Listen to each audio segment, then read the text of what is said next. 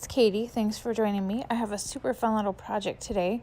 I'm going to be doing some little jars and I'm gathering up my supplies here. I've got some chalk paint, I've got some twine, my scissors, my glue gun, and then these little jars. These are the Starbucks drink jars that you can get. I've had these jars for a long time. We used them once for my daughter's birthday party. We did, we kind of decorated them and then used them for the drinks. And then I washed them all and brought them back home. They still have a bit of sticky residue. And because of the way I decorated them before and because now I'm painting them, I don't really care so much.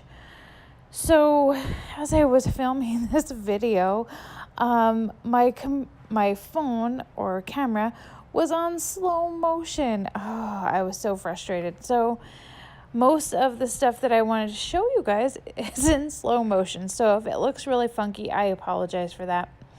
So I just use the chalk paint and I will link it down below in the description to where I get it on Amazon.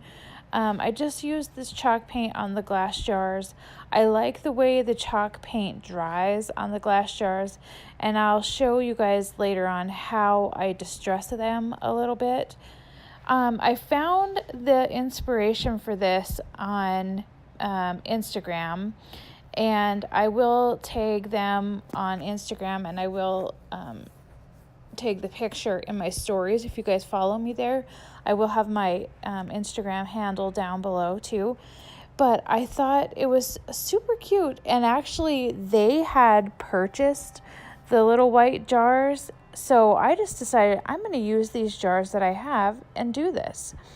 So once I let the jars dry, I grabbed my glue gun and some twine, and I'm just wrapping the twine around the top part of it, and I didn't completely let them dry as long as I should have, so you can see that even just my fingers and the twine is already distressing them a little bit.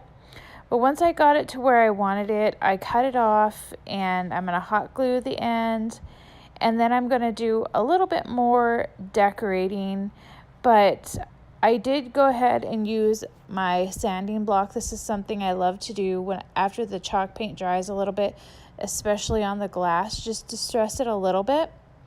I have these doilies. They are from Stampin' Up! For paper crafting, and they've got a cream side and a white side, and I just really love the contrast of the white. And I'm using this spray adhesive to adhere them to the front of the jar. And then I'm going to add some flowers to them and put them up on my mantle. The flowers that I'm using today came from Hobby Lobby quite a while ago when I was there. I picked them up, and I loved these, especially these canvas roses. I really wanted to use them today, but I kind of think that there's just a little too much cream going on. So I wanted to put a little bit more color in there. But I had the various sprigs and I played around with them a little bit.